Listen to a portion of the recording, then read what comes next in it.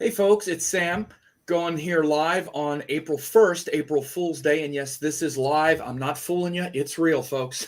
And I'm here with Casey Scott, excellent astrologer, studied with my school. And this is a great illustration that Casey does. I'm going to have a link to his Instagram account where he makes these great illustrations all the time, where you can get a good overview and snapshot of different things, new moons, full moons, the month ahead. We're going to talk about these things here. As you can also see, there is a link to the nodal shift. You know, the nodes just changed signs. Rahu moved into Aries, Ketu moved into Libra. And I've been offering this free web class that people can get. You can go there and sign up for that. And, you know, it's a big part of what we're going through right now, the big shifts that we just had that we're going to be talking about here today as well. And again, it's very important for you to understand because, you know, regardless of how this is going to affect us all in general, you as an individual, you know, like if you have a Capricorn rising, this Rahu just moved into your fourth house in Aries, and that's going to be really exacerbated. Me, I'm Gemini, went into my 11th house. Casey's got Scorpio rising, went into his 6th house. That's where Rahu is. So it's different. And if you haven't gotten that yet, go ahead and do it. And again, one thing too, just before we start, I do these, you know, free updates and whatnot all the time, a lot of free stuff here on this channel. Please like, subscribe, share, leave a comment, leave a good comment too, not just a complaint, and share this with others. We all appreciate the love. Share it here, Facebook, Twitter, and whatnot. And we'll, you know, definitely appreciate that. So Casey, welcome. Thanks for enduring that long intro. How you doing today? I'm doing great. Thanks for having me today, Sam. Indeed. Thank you for showing up and spending your time. You know, Casey's a working man. He agreed to take an hour out of his day to do this, so I really appreciate it. So why don't you take us through what you see for April 2022? Yeah, I do these calendars for everybody on my Instagram page every month, and I started doing that a year or two ago, and it's just part of my process of, you know, what's coming up, and let's see what we've got. And April was one that I kind of circled and highlighted all the way back in October of last year because of all the shifts and changes that are going on this month. And you know, quite conveniently, we start the month off with a new moon, right? So we just had that, you know, right at midnight here last night, a little before midnight for you. But I always start off with the new moon because that's like the driving force for the month, right? If everything was nice and we were following the Indian calendar like we should be, you know, our month would start on the new moon. But I try to fit this. It, you know, they don't work quite well together, the months and the moons. So I try to kind of weave these things together with the lunar cycles and the calendar unfolding the month. But like I said, luckily we got to start off this month with the new moon, so that's going to drive everything. So the energy of Pisces is going to be kind of dictating how this month unfolds. And Pisces being the location where the sun and moon came together in the observable sky, right? So everyone's always going like, whoa, wait, it was Aries, right? So because of the calendar and the sky are not cooperating together. But in the sidereal zodiac, based on the stars, we find it in Pisces. And Pisces is this environment that comes from the energy of Jupiter, which is an abstract and conceptual energy. And it relates to our big picture thinking and philosophies and beliefs.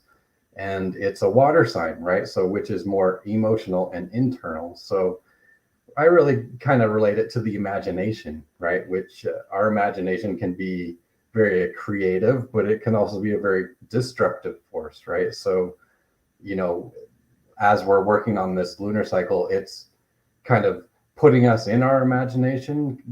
And like I said, that can be very creative, and it can be, you know, some people's imagination runs away with them and they start making stories and doing things that don't make sense and don't add up.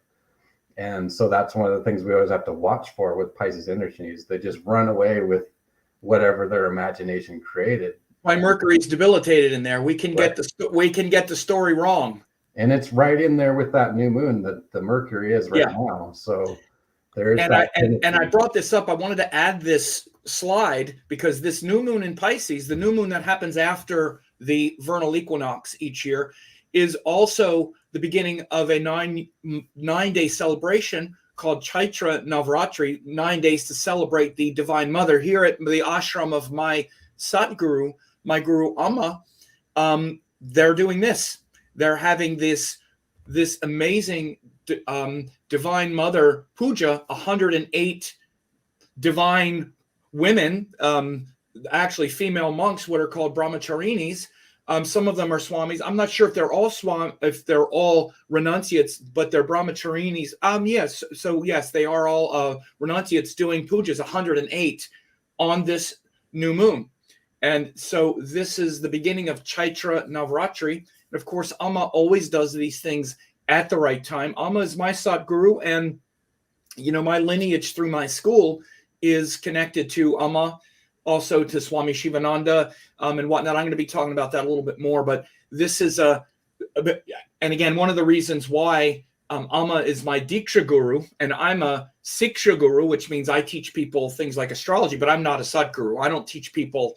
I'm not a spiritual leader. Amma's a spiritual leader, and my school is in deference to Satgurus like Sri Sri Ravi Shankar, Amma, these enlightened masters. That's how the lineage of the teachings flow. And so you can see, and this is why Amma is my Satguru, and I've been watching her since I started studying astrology, and she always does these things on these days. Even if it's not convenient or whatever, like for Guru Purnima or whatever, it's always done on the correct astrological date and time. So again, not surprising Amma is doing this. And by the way, that's the great elevation of that Pisces energy. Because you do something like this is Jupiter in action. You want to see what Jupiter looks like in Pisces? It's this. It's perform a homa, a fire ceremony. Jupiter is the priest. You have 108 priests on Navaratri, on this new moon. That's when you do it. You do it on the new moon. You don't just do it arbitrarily. This Tithi, and you perform the purification rituals and ceremonies. So, of course, the Satgurus do things at the proper time, and this is why Amma is the great Mahatma that she is. And this Revati Pisces is what that cycle looks like.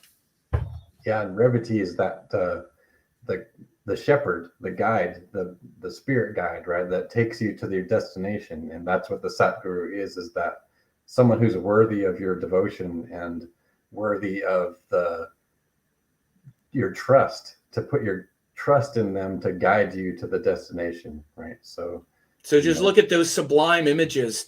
It just fills your heart with devotion and joy just to see that. And I've been to Amritsar, and I'm looking at that myself, and I'm like, oh, I wish I was there. My God, being able to be there, and while that's happening, you have no idea what it's like. So go to that and subscribe to that website, amritaworld.org. There's constant updates on Amma's ashrams, what she's doing, and whatnot. So beautiful. Thank you. Sorry to interrupt, but yeah, I wanted to share that. Yeah. So, and then we had that Mars-Saturn conjunction, huge. Right. Yeah. So that energy of Pisces is driving the whole month. And then within that time, we're going to have this Mars and Saturn conjunction, right? And the unique part about this is you've got Saturn very powerful in its own sign, and you've got Mars exalted in Capricorn also, but also they're in a relationship to the nodes that just changed signs too, right? Because they're squared, and Mars and Saturn both have a square planetary aspect, right? So Mars goes forward 4 signs and aspects Rahu, and then Saturn goes backwards 4 signs and aspects Ketu, right? So there's a lot of what we would call malefic energy going on in those movable signs, right? So a malefic planet is just something that kind of takes something away. It kind of removes energy. That's what a malefic planet is. It kind of obstructs. And so when you've got all that obstructive energy in the movable signs, that you could kind of call that just a feeling of obstruction about wanting to move forward. And we all want to move forward with what we've been through the last couple of years. We want to just go. And there's that right now, that indication of not quite yet. Hold up. We got a little bit of a red light. And then as the month goes forward, Mars starts separating from Saturn, and then it should start feeling a little bit better. But at this time, it's going to feel like a little bit of a wait, not quite yet, yield. Yeah. And that's such a great point. This Mars aspecting Rahu, because Mars aspects 4 houses forward and Saturn aspects 10 houses forward. Yep. Saturn is also aspecting the new moon as well. Correct. So this was when the new moon happened, 17 degrees, and Saturn was aspecting here. But yeah, I mean, for sure, when you get the square is an aspect of tension, right? And kind of holding something in place. However, these are cardinal signs or movable signs. So they are initiating in nature, Aries, Libra, and Capricorn. So as Casey said, we're at this point where, because the square creates quite a bit of tension, but they're in movable signs. So it's kind of like this tension is building up, and then there's some release coming as well.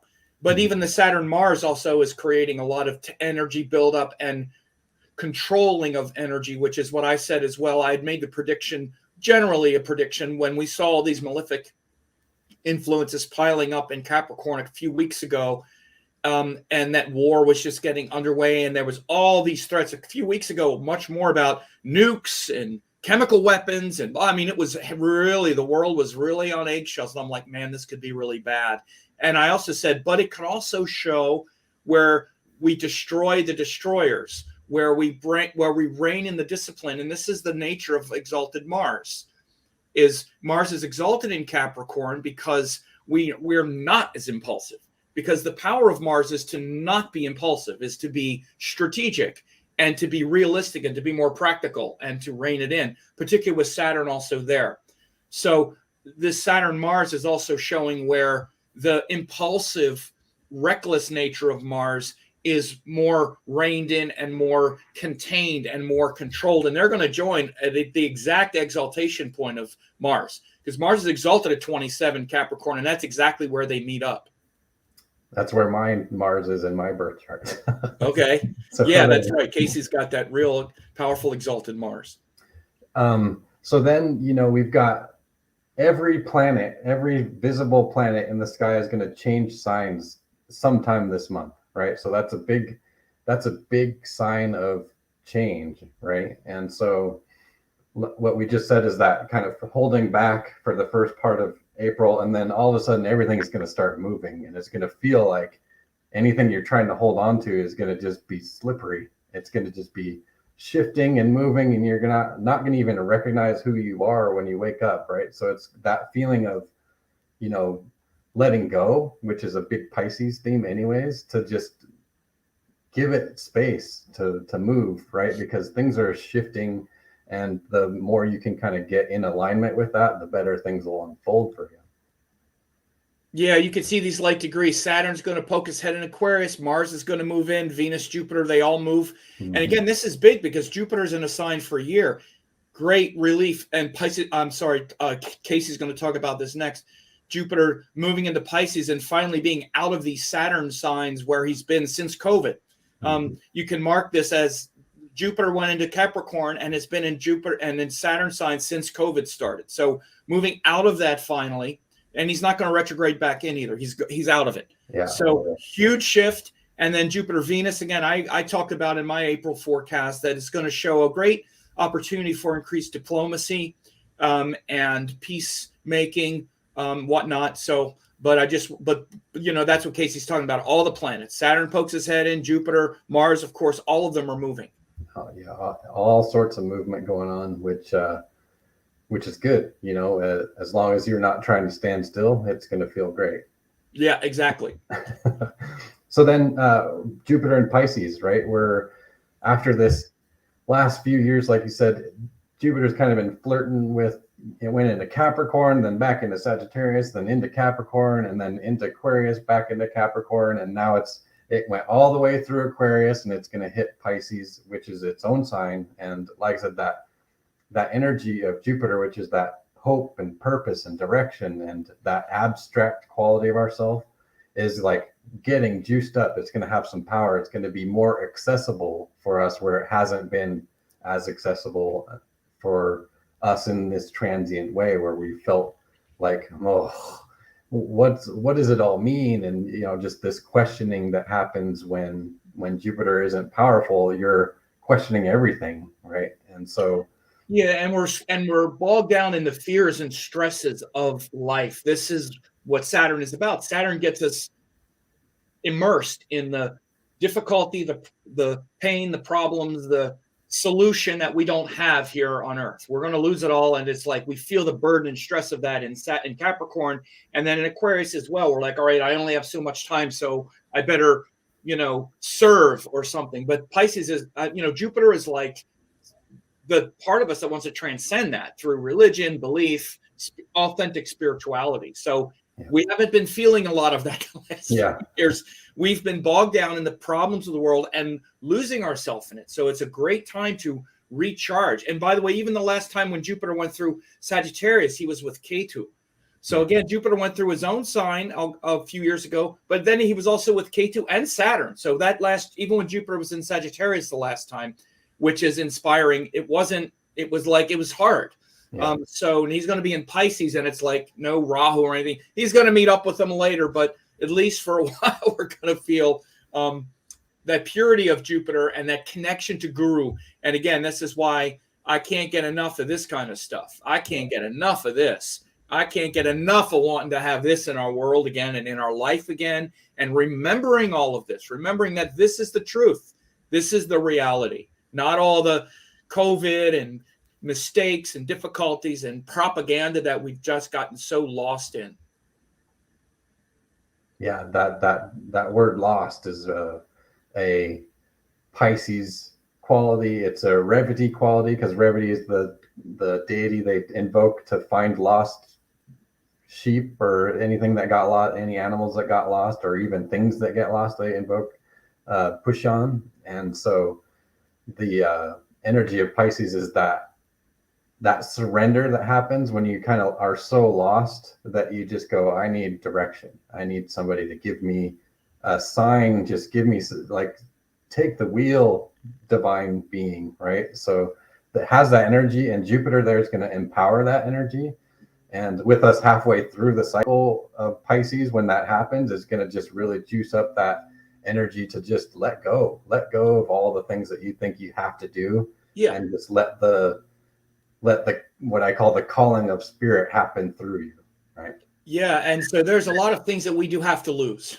Yeah. And it's really one thing, and that's our ego and our attachments and our, all of our false attachments. So, and when we're ready to lose that, then we find everything else. So that's really that sounds romantic it sounds romantic when we say the calling of spirit is happening through you, but the reality of it is you've got to let go of all your agendas, Yeah. So what happens is usually and often losses are very painful. And a lot of the losses, even in Pisces, are painful. By the way, we had a real good, demonstration of loss with that, the big thing everyone's talking about was that, Will Smith slapping in the face and all like that. Again, that was a real loss of not getting the story straight. That was a very debilitated Mercury, Rahu and Aries, impulse, and Will Smith's going to lose a lot. And by the way, those who think it was a stunt or whatever, it wasn't a stunt. You wouldn't do something like that. It's not like this was good publicity, but it's like this, misinterpreting the story. Somebody didn't get the joke. Mercury's jokes. Somebody didn't get the joke, and they got really emotional and acted very impulsively. And again, so this is the difficult quality of Pisces and loss. When we get the story wrong, we can lose all of our time, lose all of our money, lose our reputation, all that kind of stuff. But when we don't, then we can lose the thing that we're supposed to let go of. So it's very empowering. But most of us aren't very empowered because we don't have good spiritual teachings, good spiritual teachers. we're just really all about the ego. So when we lose something, we suffer, and we're not willing to let go of it. So again, these are big lessons in this Pisces time right now. And it's, very much more of a prominent theme as all of these Pisces loss, transition, like Casey's talking about here.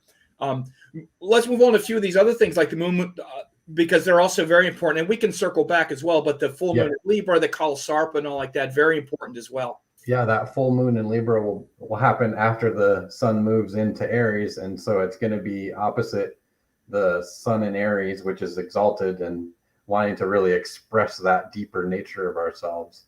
And then the moon's going to be in Libra and Chaitra, which is the sign of beauty and design and that kind of aesthetic energy that Libra is about, art and creativity.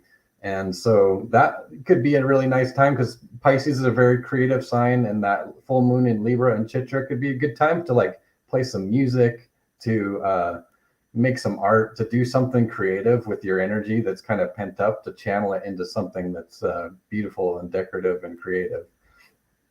Pull you down out of that fantasy world into some agreement with another person and some desire as well. That's why Libra's in the 8th house from Pisces. Yeah, that's true. That is very true. So the full moons are coming before the new moon. So you see this full moon in Libra is before the new moon in Aries. Just like we had the last full moon was in Virgo, which came before this new moon in Pisces. Again, often this is the way it goes. So in many ways, this Pisces energy is also kind of closing the emotional loop of Virgo. And again, we can, that example even of what happened at the Academy Awards, there was a Virgo ascendant at that time. Yeah. So again, it was very much like it was a Hasta ascendant in LA at that time. So in the slap, right?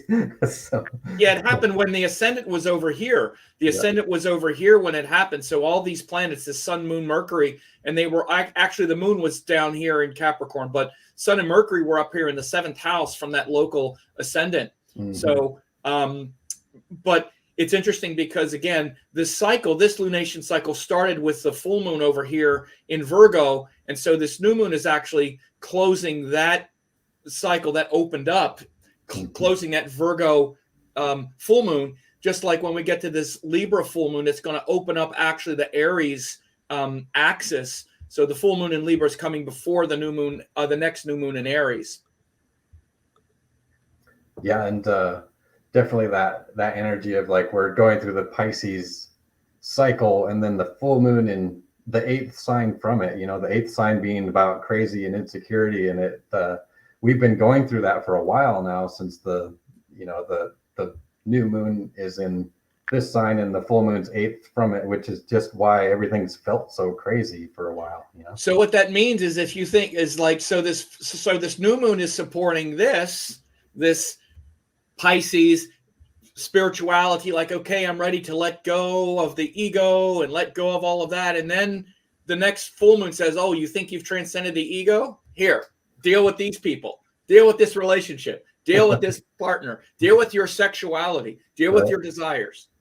So again, that's how you interpret these kinds of things. And then that's kind of initiating the next sort of cycle. So these things are all, Casey's very wise. He focuses on these things in his coaching programs and stuff, where he takes people through these lunation cycles and measures them from each person's ascendant, very similar to what I do in this web class. This is how you can turn all of these things into specifics instead of just abstractions, because you got to measure these things from your ascendant and understand, like, for example, I'm a Gemini. So all those things we were just talking about, this new moon is in my 10th house. The next full moon is going to be in my 5th house. So again, that makes it all personal for us. Yeah, exactly. That's how you do it, is to take that new moon specifically, is because it's the activation cycle, and to say, like, from your ascendant, it's the 10th house, right? So it's a time to really be focusing on your reputation and your power and your career and those types of things. And even when you're not specifically focusing on it, it's funny, and I did this in the class last year with you, that it happens even when you're not paying attention to it. Well, Yeah, we're not deciding it. Yeah. That's the focal point. It's just whether or not you're focusing on what the focal point is. Yeah. So moving on here to the Kalasarpa, which means that for the last several months, all the planets have been stacked on one side of the zodiac between Rahu and Ketu, right? So what that creates is like an imbalance, right? They call it a dosha, is an imbalance, right? So the feeling of the Kalasarpa is this feeling of restriction and feeling like there's a lot of pressure and stress. And so the later part of the month, Mercury breaks free of that and enters Taurus, which Aries. it enters Aries, but when it breaks Rahu and exits it, it will break the Kalasarpa. Oh, okay. Is kind of like saying, all right, now there's a little bit of balance starting to happen here. There's one planet on the other side which is still imbalanced, but it's getting better. Yeah, right? There you go. And technically the day before, because it's by degree, but yeah, exactly. Yeah, right. So you can officially say it breaks on the 25th. Yeah. Yeah. Once it reaches agreed past Rahu, it's broken free of the Kalasarpa. Right. So after that point, where it'll be like the start of the relief of that kind of feeling of, because the nodes are really unconscious forces for us. They're subconscious, unconscious. It's like there's a weight lifted off of that unconscious tension that's been happening. That'll be great, because so much of what we've been experiencing now, when did it start, Casey? I don't remember. It started in the summer, right? It started when Mars hit Scorpio past Ketu, which happened in like November. Yeah, it would have been November. What am I talking about? Yeah, because the sun would have had to cross the nodal axis, at least the sun and those planets. Yeah, so just after the eclipses happened. That's right. Yeah. And by the way, I should have been moving the chart here, but you can see, I'll just go backtrack here. You can see where Jupiter moves into on the 14th. 15th is the first full day of Jupiter in, or 14th or 15th is the first full day of Jupiter in Pisces here. You could see this is better just looking at it. Yeah, right. April 14th. And you can see Mars. By the way, yeah, we talked about that exact conjunction of Mars and Saturn here, 28 degrees. That's like exactly his exaltation degree. Yeah. And that's on the 5th. It's only a few days. Then shortly thereafter, Mars goes into, on the 8th, Mars goes into Aquarius. A couple days later, a few days later, on the 14th, Jupiter goes into Pisces. Right. Look at Saturn now, 2859. He's going to poke his head here. By the end of the month, he goes slow, but yeah, by the end of the month, he's poked his head into Aquarius, where he'll be until July. Again, by then, Mercury has broken the Kalasarpa, as Casey has said. Venus and Jupiter, though, too. I like this. I'm all over this. Yeah, there you go. Yeah. Oh, yeah, baby. In my 10th house, it's all about me. Yeah. No, but look, you can see by the end of April, Venus and Jupiter are there. So by the end of April and into May, again, we always have Sun, Jupiter. I'm sorry, we almost always have Sun and Venus exalted. It happens a lot. But here we're going to have a long cycle here with Venus, Jupiter. This is very auspicious to have these two together. This is at the end of April. And then pretty soon, but we're here now on the eclipses here at the end as well. Just kind of jumping ahead a little bit to show you. Because again, Sun, Rahu join, that's when we have the eclipses.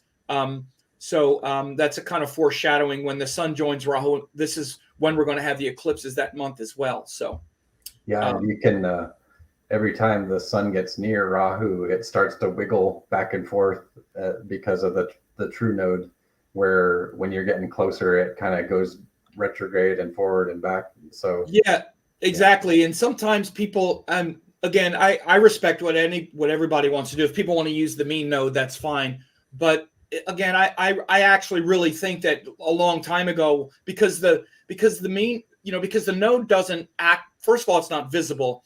But because it's, direct and stationary motion it's barely perceptible. I'm quite certain that back then they weren't able to perceive that quite accurately enough, because it actually also is related to the barycenter between the moon and the Earth, because we're not actually orbiting each other, even though it looks like it. We're orbiting something that's a point in space between the moon and the Earth. It's called the barycenter. So again, this creates an irregularity even in the in the node's retrograde motion, which was, I'm quite certain they didn't perceive back then. And they didn't really need to, because the mean motion of the node is so consistent. Whereas, for example, like with Saturn and Jupiter and the other planets that retrograde, you can see them move backwards longitudinally in the sky. They're visible, for one thing. Mm-hmm. And again, so to not track the mean node, to not track the true node is kind of like not tracking the true position of planets that retrograde. You would just calculate, okay, Saturn entered here, and then you would just not account for its actual motion. Like, for example, Saturn is going to go retrograde. You'll see here, Saturn goes retrograde here. So, and then he goes back, and then he goes forward. Again, to not track that motion of the node, I'm not sure why we wouldn't do it. And I'm saying this because if you're using the mean node now, Rahu is still in Taurus. It's not even in Aries now. And it doesn't enter Aries until, I don't know, a couple weeks or something. But I think we're very much in Rahu and Aries territory right now. Yeah, I feel like we could get a good sense of it here for the last couple of weeks. Yeah. So this is a good case study right now. Does Rahu feel like it's moved over into Aries now, or does it still feel like it's in Taurus? It's kind of hard for me to say it's still in Taurus. I mean, sudden war, it was a very shocking thing. We're in this. We even see events. So it's not a zero-sum game. Back then, it was very easy to not be able to see that barely perceptible movement of the node, as compared to other planets that we can see moving backward and forward against the ecliptic. Yeah. And now that we can see more clearly and we can measure these things better, we can definitely perceive the mean node. Sorry to interject that, but it's important right now because these issues with the mean and true node are up right now. Go ahead. Yeah, they're up, and that's a great explanation. I'm glad you did that. And just to add one thing to all these transiting planets, when you did this in the certification course, it was a good explanation, is that like the last degree and the first degree, when the planets are crossing over, it's like when you're moving, right? And you've got all your stuff in the moving truck, and your address is still technically here, but you just bought that house, and now you're you're of one and neither at the same time.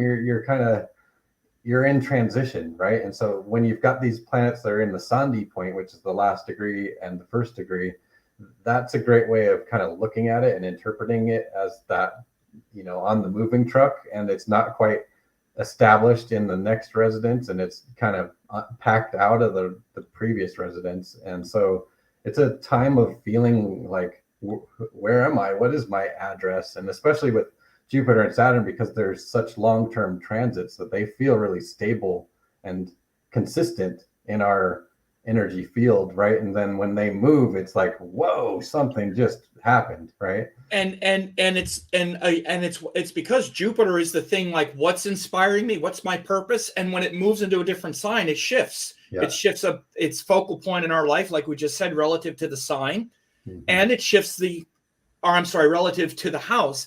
And it shifts the sign. It's going to move from Aquarius, where we've been inspired by some kind of humanitarian purposes and Aquarius kind of themes, to Pisces, which is very mystical. Like, okay, I live in the world, but I'm not of the world. And what's beyond all of this? It's a huge shift. And when it's in between the two, it's like, I'm in between the two. I'm not sure. Am I service of the world, or am I a divine spiritual being? And by the way, again, when you're using that true node and the Lahiri Ayanamsha, because it's also Ayanamsha specific when you're talking sidereal, Rahu and Ketu are still not even 1 degree yet. They're still at that Sandhi point, which is probably why Casey brought this up as well, because those nodes especially are still unreliable in transition. And again, not to keep coming back to the Will Smithing, but it's a very shocking cultural reference that we've never seen that before. There's a lot of things we haven't seen before. I just did an update where I talked about the unprecedented times, things with the courts. Again, we are now going to have a black female Supreme Court justice. We have one of the Supreme Court justices' wives who is like plotting the January 6th coup and all this. I mean, like stuff that we've just never seen before in many different areas of life, right? And so again, this erratic Aries energy is very much shown by Rahu moving into Aries, but still like 1 degree. Yeah, and when they move, it's very subtle, right? And then when that first eclipse comes along, right, that's when it really activates, right? You explained that when you were talking about the nodes, is like they change signs, and it's a very subconscious, not visible force for a while, and then that first eclipse kind of activates it, right? So yeah, and just in the way of putting us in the fire right away, let's activate Rahu and Aries. How's that sound? Not the K2 and Libra. We couldn't start with the easy one. Let's do it in Rahu and Aries, right? So that it's going to activate that drive and craving for independence, for freedom, right? That's the individual wants to do the thing in Aries, and it doesn't want to sit there and wait for everyone else to say that's okay. Right. And so as Casey has here, April 30th, that solar eclipse in Aries. So it really, as he wrote here, activates the node shift, especially the Rahu. So like he said, the nodes change, but sometimes they'll change. Like if they've changed right after an eclipse, they might change, but they might not actually capture the moon or the sun for 6 months or so, right? Because that's what the nodes are. They're the part that eclipses the luminaries for a while. They even are as strong or stronger than the nodes. They literally block out the sun and the moon. It's that power, but it's like a sort of counterfeit power, right? And so we don't really see that new nodal axis truly activate and become a real transformative force until we get that eclipse. And this one's happening pretty quick. Right, and it's not just eclipsing any old sun and moon. It's going to be eclipsing an exalted sun and an almost exalted moon, right? So it's like it's getting the hearty meal of the sun and moon out of it. It's taking a big. You mean by the time you mean when sun and moon come together here in the eclipse on the 30th of April? Yeah, let's pull that chart up. Yeah, because it's and you know, Casey also brings up a good point. Oh, 3:30. Yeah, let me move this forward. Brings up the point that it's almost exalted moon, and he's like, well, what do you mean it's in Aries? But you have to look at degrees here. First of all, it's in the nakshatra. It's in at least. Oh no, it's at 15. Okay, yeah. So it's still close here to the highest exaltation point of the moon, which is 320 of Taurus. It's close. Like a day and a half away from being exalted. Yeah. And this is important because this is what's called the this is the Ucha strength. You have Ucha Bala and Nicha Bala. When a planet, like for example, when the moon is over here in Libra, it's very close to its Nicha or its debilitated point. Even though the moon is in Aries, it has very high what's called Ucha Bala or exaltation strength. This is one of the factors in Shad Bala. By the way, the sun has very powerful Ucha Bala because it's literally exalted to like the almost exact degree, right? But the moon is also not far away because the sun is exalted in Aries and the moon is exalted in Taurus. So this is why you should remember this stuff. Even though it's the moon in Aries, it has very high Ucha Bala, which is one of the main factors in Shad Bala, a very important planetary consideration. Yeah, and there's a big kind of contradiction, right, in the between Rahu in Aries and the energy of Aries that wants to just spontaneously do something and not plan ahead, not do anything, just go, act on instinct, act on impulse. And the nakshatra that the eclipse is going to be in is Brahni, which is to bear the consequences, right? So it's a place in Aries, the center of Aries, that is always about like, I accept the consequences of what I'm about to do, but I'm still going to do it, right? So you say the saying for Aries is that you have to crack some eggs to make an omelet, and so that's a really good theme for Brahni. And also it's also the symbol of it is the female reproductive system. And if you have sex, you could end up with a baby, right? So that's what that is kind of showing, is that you have to be prepared for the consequences if you do the deed, right? Yeah, and definitely this is the section of Aries after Ashwini. By the way, again, let's also be clear, India uses sidereal zodiac. None of this makes any sense if you're not using the Rashis and Nakshatras aligned. It's very clear, particularly this section. It says Aries, Ashwini.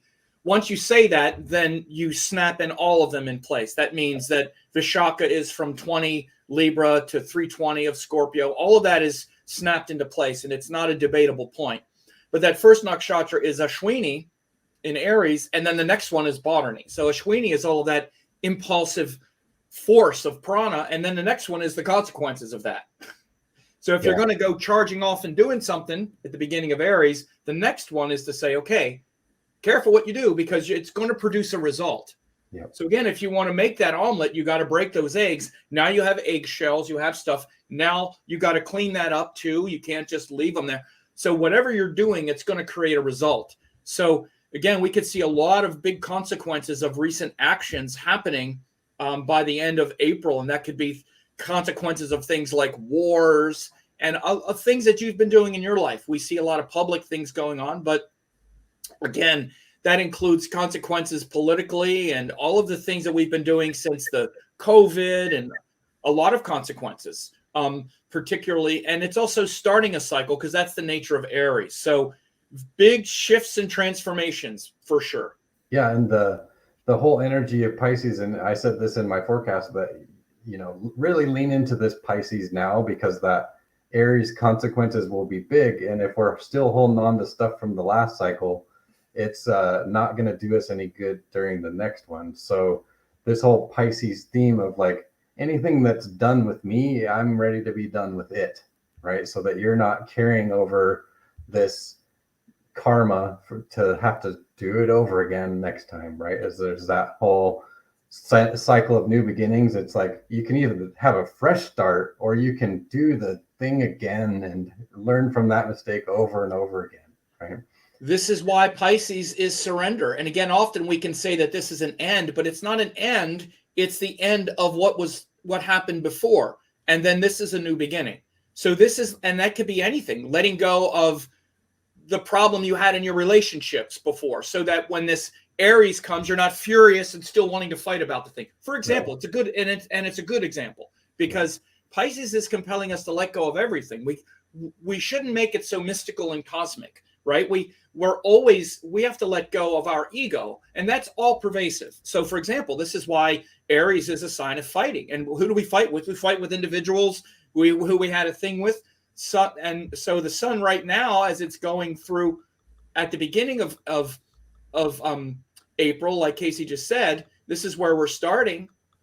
The sun is in is in Pisces. So we're now being compelled to let go of all this stuff. Let go of the relationship stuff you're hanging on to, the careers, whatever it is, all of the past, all the bad things that were said to you, and all of these kinds of things.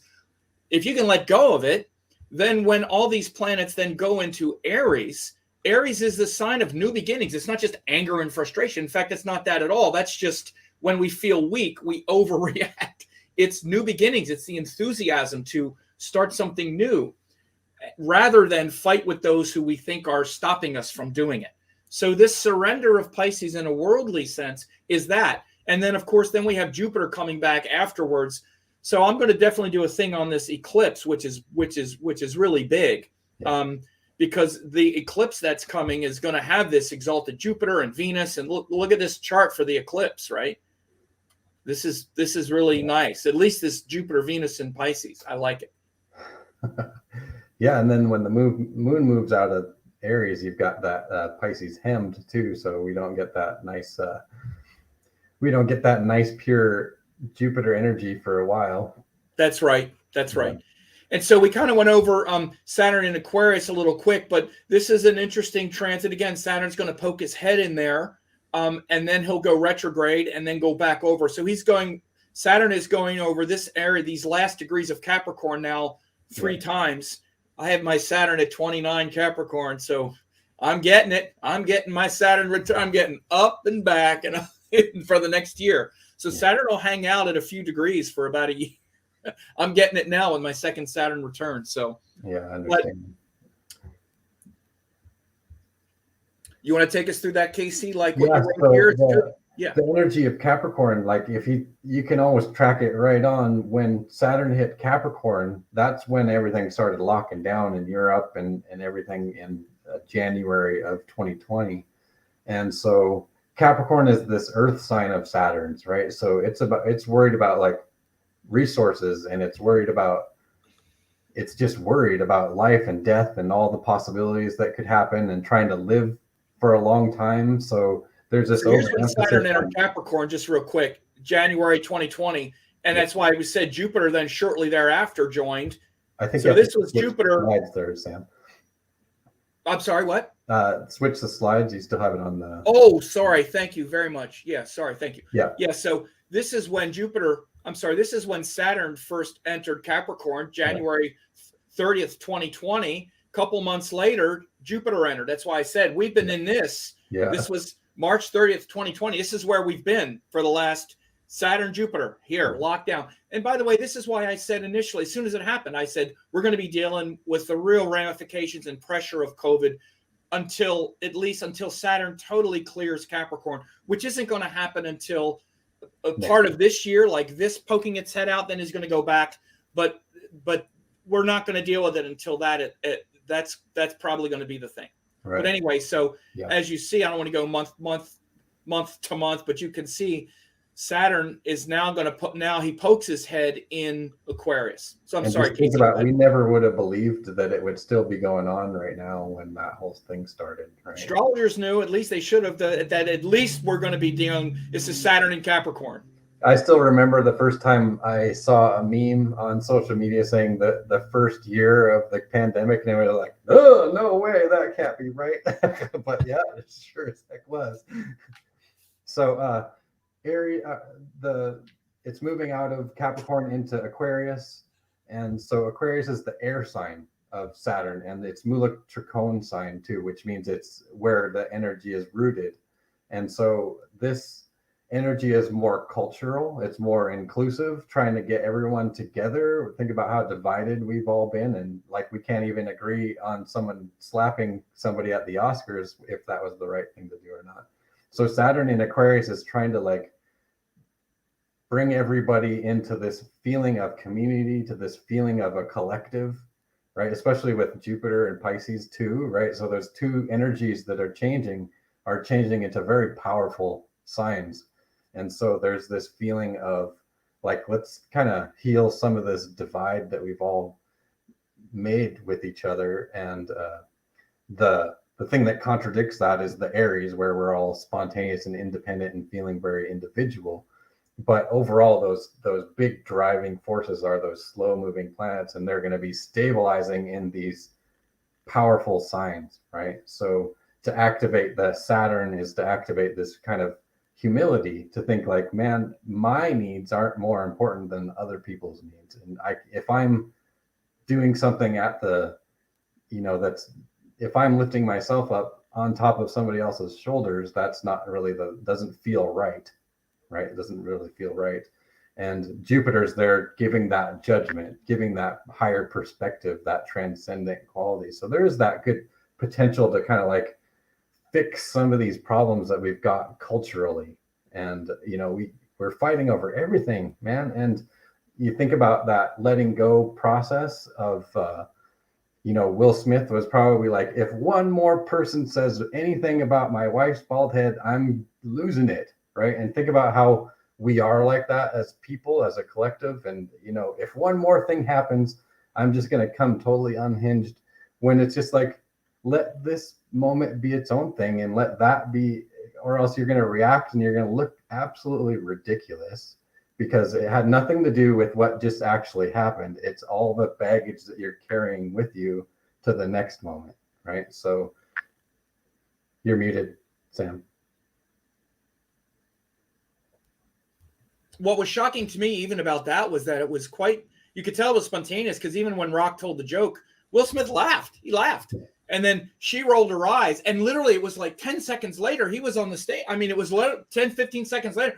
What shocked me was how quickly he can go from being like laughing to like literally smacking someone across the face in front of the world. Like, it was such an impulsive thing. And then 30 again, not minutes to get later, into he's it too much, bawling, but right? He's just crying for 30 minutes after that. yeah, that other, and then the speech. But the other thing too was like, there was a harsher joke told earlier by a female comedian. What it's really brought up for me is things like around gender and entitlement and whatnot too, because the female comedian said a joke even worse about their infidelity or their polyamory or whatever. I mean, there were jokes anyway. Mm-hmm. And again, I also get the sensitivity to the female, and this is the rhetoric that we're having, but from a objective point of view of watching the event, regardless of the judgment about what you thought the joke was too much or whatever, just analyzing a moment of someone, you just analyze a moment of someone hearing something, they're kind of like chuckling, then they obviously saw that the partner didn't like it, and then completely different thing. And then the rest of the night, like an hour later, they were crying. I mean, just so, like you said, and this chart really showed it so much, especially with the debilitated Mercury and then that impulsive Rahu in Aries for sure. And like you said, there's a lot of that, what a man should be to either way, right? And that's a lot of Jupiter energy to it, is the shoulds and the expectations and all that. A lot of Mars energy, because when that happened, the closest conjunction was Moon Mars. Mm-hmm. Mars was right on the moon. I did a case study about that recently, but so that's really great guidance about this Saturn moving into Aquarius. And as you watch, Saturn is going to be going back and forth here. This is April 30th. Then this is May 30th. Then by June 30th, Saturn is retrograde. He's gone back. He's less than 1 degree. The entire time, Saturn barely hits 1 degree. So Saturn is in between these two signs, like Casey said earlier about this in between two residents for months, right? He goes back to 1 degree, or he goes up to 1 degree, then turns retrograde by the next month. Then he's back in Capricorn again, still retrograde by the end of July.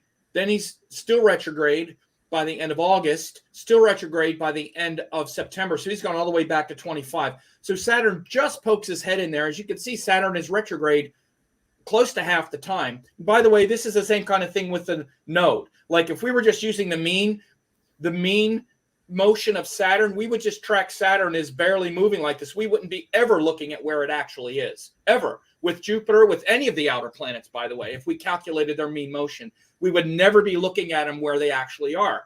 Just so you understand what I'm saying. All this motion is their actual motion. That's their true motion, not their mean motion. Yeah. So as you can see, Saturn does this. Then by the end of October, he's finally direct. And then he moves up and then actually crosses over into Aquarius for good for the next 30 years, 29 years, in January of next year. So again, he goes back to that. So you see how this motion works. So Saturn, like I say, this is January 24th of 2023. Saturn is kind of poking his head up to that same point now. So this is always the way the planets work. They'll poke the outer planets, Jupiter and Saturn, will always poke their head in a sign like he's doing now by the end of the month. And then he'll go back and forth here around about 6 degrees or so. Yeah. Yeah, and we got lucky this time with Jupiter that it goes far enough into Pisces that its retrograde doesn't take it back out of Pisces. Right. So we get a whole year of Jupiter in Pisces, which is nice. Exactly. And we saw it actually when the retrograde of Venus, because when Venus just went retrograde, it coincided with Mars going direct. This is why Venus and Mars, based on retrograde motion, Venus stationed right where Mars was about 1 degree and then started moving. And usually Venus and Mars will just pass each other. I mean, Venus will pass Mars in a couple days because its motion is much faster. Venus and Mars were literally locked in planetary war for almost a month. It was ridiculous because of the speed of the planet. So again, this is all based on true motion, which would be like a true node or a mean node. If you're calculating the mean positions and the mean motions of planets, that would never happen. You wouldn't ever be able to see it. So this is why I really think the true node, especially astronomically, is much more correct, because it's literally where the node is. Right. Yeah, and that comes back all the way back to the Surya Siddhanta, is how to calculate where the actual eclipse happens. And once you have that, you don't need to do the mean motion anymore where you're tracking where it crosses the ecliptic. Yeah. And so, great. So we covered this pretty well, didn't we? Anything we Yeah. didn't get? Yeah, I feel like we got everything. I thank you for having me. I appreciate everybody. And like I said, this April is there's a lot of change happening. And somebody asked me the other day, how do you lean into Pisces energy? And it's just like going to the bathroom, right? Where you don't have to. I can't wait to hear this. Right? You don't have to force letting go, right? You just let go. So and also, like when you lean back into a bathtub, that's the surrender that you can kind of use as a practical guidance, as just don't do them at the same time. Don't lean into do the first one first and then go into the bathtub. Whichever one comes first. Don't do them at the same time. Well, I don't know. Maybe you get weird. I don't know. Don't lean into going to the bathroom as you lean into the No, but yeah, so I just want to also do a little bit here. Again, I just whoops, what did I just do here? Let me go back. I meant to do this. Yeah, I wanted to put the link there again, but this web class again, because we talk quite a bit about this very important shift if you haven't done this yet. And again, Rahu, and they're still in that 1 degree. So we're still really getting used to this Aries Libra axis. And there's huge things coming later in the year. We're going to have Mars, Rahu are going to join in Aries. Again, we have this eclipse, but again, that Mars, Rahu joining in Aries is going to be quite explosive in the summer. I identified that in my 2022 forecast as being really quite an explosive, potentially dangerous time. If you haven't gotten this for your sign, you should do that. It's free. Just go to that, 2022 nodal shift.com. Please like, share, and subscribe here as well. Leave a comment, leave a nice comment, or, if you want to debate or discuss something that we said here, do it, and do it respectfully. If you disagree about some things, that's fine, but please be respectful as we are trying to be. Casey, thank you again. These notes are fantastic. They're at Casey's Instagram. What's the Instagram again? I'm just going to get it. It's Gold Star Astrology on Instagram. Let me bring it up here. I'm going to. Oh, here it is. I have the link. Let me pull it up. I'm going to drop the link here. Yeah, and I do these calendars every month, and I do the new moons and full moons, and these. I'll be busy this month, obviously, with Jupiter and Saturn posts too. So, yeah, it's a free resource for everybody. I know.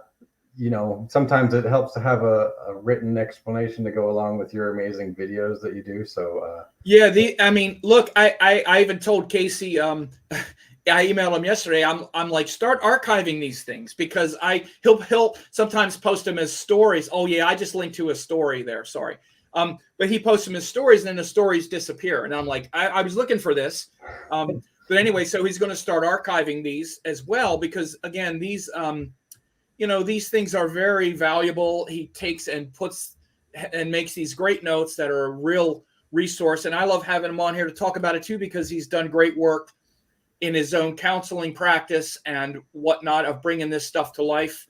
And again, really appreciate you showing up for us today, Casey. And we'll just leave it at that. Okay. Have a good day, everybody.